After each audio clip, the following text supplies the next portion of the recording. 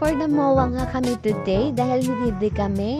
Ayan ang mga junakis ko, may pa-walk entrance pa, pati ang baby loves ko. Siyempre, hindi rin magpapahuli. Ang star of the night, si Mudra. Tuwan-tuwa nga ang mga baby loves ko dahil nakalabas na naman sila sa lungga. Ayan, for the gala ang aking pig ng mga baby loves ko. Yung si Marley, napansin niya may malaking aso, kaya naman tinitigan.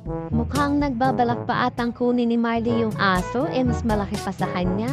Ayan guys, nagmamadali ng bebe ko kasi napansin niya may mga malalaking dobo. Aba, higanting bola pala to. Gustong gusto yan ni Marley kaya naman di binabana ni Marley. At ayan, tuwan-tuwa nga ang batang bulingkit. Akita yung dobo, sabi ko nga sa kanya guys, buhatin niya at ituwi niya na. Kung kaya niya, sa kanya na yun. Kaso mukhang nagbagong isip niya guys. Mas gusto niya na lang daw maglaro kaya sabit-bitin yung bola na mas malaki pa sa kanya. Ngayon ko nga lang napansin guys na medyo tuwan-tuwa talaga si Marley sa araw na to. Kasi nga naman, paniendakad lang ang ginagawa. Aba, hindi nang papakarga. Samantalang dati, gustong-gusto lang lagi nakakarga sa akin. Parang toko, kapit ng kapit. Kung nasa ng mama, nandoon din siya. Napansin din siguro ni Marley guys na medyo lumalamig na yung nasa paligid niya. Alam niya na wala siya sa lungga niya. Hindi kagaya dun sa lungga niya na napakainit. Kaya naman tuwan-tuwa. At hindi na rin pinalampas ng dalawang ate at kuya niya na sumakay sa bumper car. Siyempre, dahil libre lang naman guys. Kaya naman sinulit na nila yung pagkakataon na to. First time na nilang mag-drive, kaya naman tingin mo pa ikot-ikot lang, halatang hindi marunong mag-drive. Dapat nga, marami pa silang masakyan, kaso biglang minalas kami ngayon guys dahil umulan.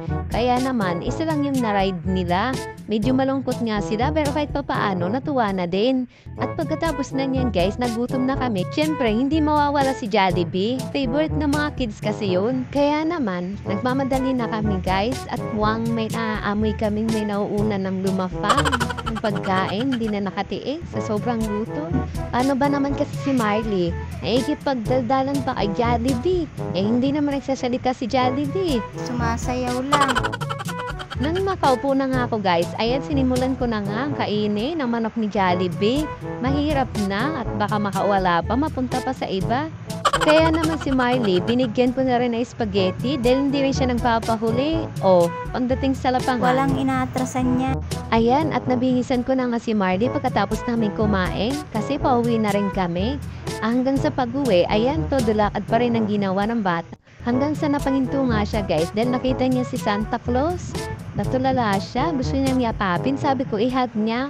Aso mukhang nagbabang isip, natakot ata. Kaya naman, kinarga ko na siya guys dahil pauwi na kami.